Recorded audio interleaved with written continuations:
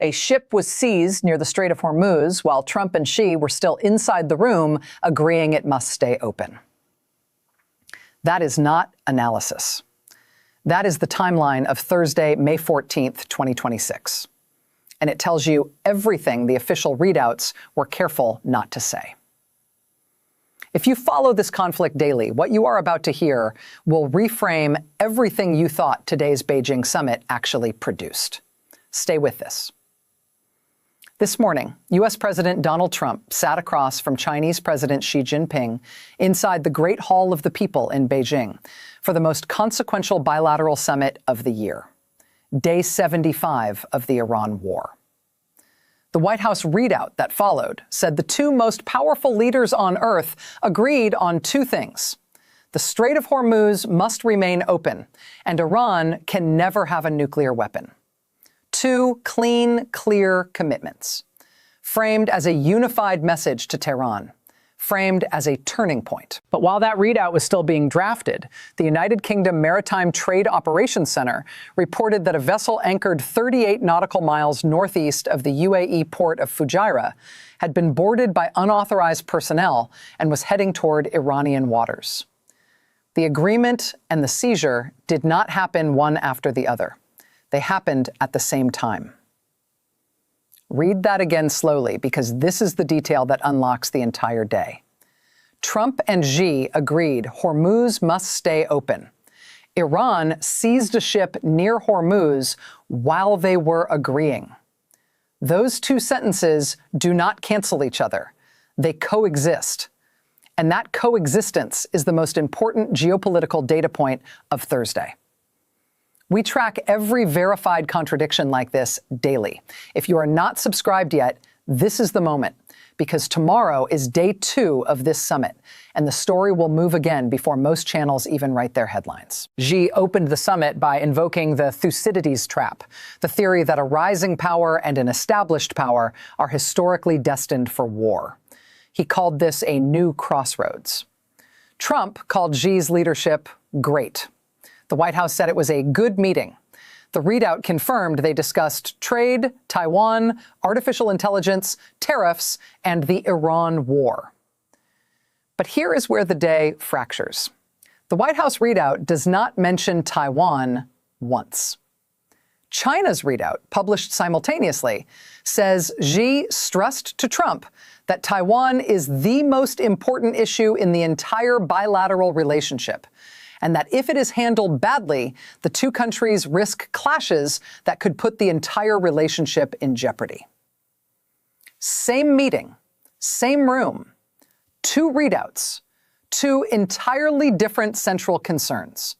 One summit that cannot agree with itself on what it was actually about. Now hold that thought, because before we get to what China actually committed to on Iran, something happened in the days before Trump even landed in Beijing that changes how you read every line of that readout. Iran's supreme leader, Khamenei, sent a direct message to Xi in the days before the summit. The message was unambiguous. Iran's look to the East policy, its strategic and economic orientation toward China, is a foundational pillar of its foreign relations, Khamenei said, and it will not be altered by any rapprochement with Washington. Iran told China's president directly, whatever Trump asks you to do, our relationship with you is not a bargaining chip. Xi received that message. Then Xi met Trump. Then, the readout said, they agreed Iran can never have a nuclear weapon. What the readout does not say is what China actually agreed to do about it. It does not say China committed to pressuring Iran. It does not say China agreed to leverage its oil trade, which accounts for more than 80% of Iran's exported crude, as an instrument of American policy. China's Commerce Ministry had ordered Chinese firms to defy American Iran sanctions before the summit began. The U.S. had sanctioned Chinese firms for providing satellite imagery, enabling Iranian strikes on American forces, also before the summit. China hosted Iran's foreign minister in Beijing just last week. CSS assessed that China entered Thursday positioning itself as a mediator, not a pressure actor. The good meeting produced agreed language. It did not produce a committed mechanism. And that gap between the language and the mechanism is the gap Iran is operating inside right now. What was happening in Washington while Beijing was producing its good meeting makes the gap even wider. The third round of Israel-Lebanon peace talks opened Thursday morning, facilitated by the U.S. State Department, aimed at a comprehensive peace agreement covering borders, reconstruction, and Lebanese sovereignty. Hours before those talks began, a Hezbollah explosive drone struck inside Israeli territory near the Lebanon border, wounding several civilians, 2 of them severely. Hezbollah's leader had said earlier this week that the talks are futile, a sin, and do not concern Hezbollah. On the morning those talks opened, Hezbollah launched a drone. The party that calls the process illegitimate demonstrated its position with military action on the exact morning the process resumed. Iran is not watching Thursday's diplomacy from the outside. Iran is inside it, answering the Beijing summit with a ship seizure and answering the Washington talks with a drone strike, simultaneously in real time. There is one more layer to Thursday that the official readouts do not explain, and it may be the most revealing detail of all. Elon Musk, Tim Cook, and Jensen Huang, the CEOs of Tesla, Apple, and Nvidia, were part of Trump's delegation in Beijing. These are not foreign policy figures. These are the leaders of the 3 American companies most exposed to Chinese manufacturing, Chinese supply chains, and Chinese consumer markets. Their presence signals that what America needs from China is not only a coordinated position on Iran, it is continued economic access, supply chain stability, and technology market openness.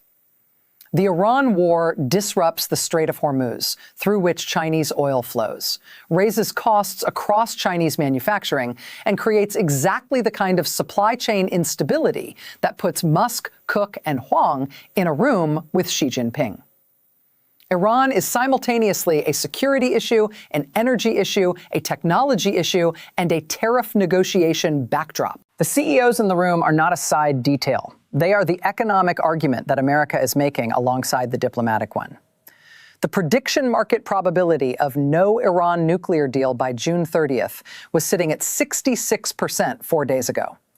Thursday produced a good meeting, an agreed readout, a ship seizure near Hormuz, a Hezbollah drone strike during Lebanon peace talks, 2 summit readouts that disagree on the summit's central concern, and a China position that made no public commitment to pressure Iran. The traders who placed bets on no deal by June 30th are watching the same Thursday you just watched, and they are deciding whether any of it moves their number. The Hajj begins May 25th. That is the next major pressure window. June 30th is the deadline. Day 2 of the Beijing summit continues tomorrow. The Lebanon talks continue tomorrow. The ship is in Iranian waters right now. This channel documents verified contradictions between official statements and ground-level events every single day. If Thursday raised questions that the official readouts did not answer, you are in the right place. 3 questions are open below. Your analysis is read, and the sharpest responses are featured. Question A.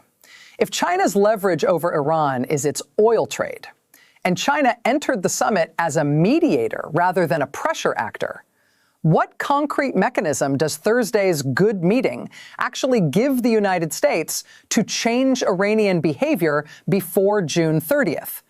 And is the ship seizure during the Hormuz agreement an Iranian signal that Beijing's position means nothing to Tehran until the blockade ends and the war formally concludes? Question B.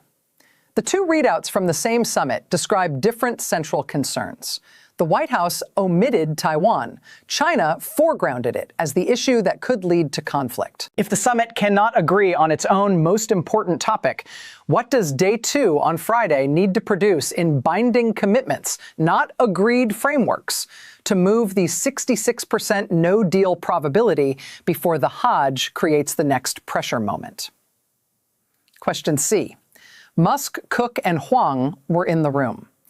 If American business exposure to Chinese supply chains is now a primary driver of how Washington engages Beijing on Iran, is the nuclear objective still the ceiling, or has it become a floor that trade and technology negotiations are quietly lowering in real time?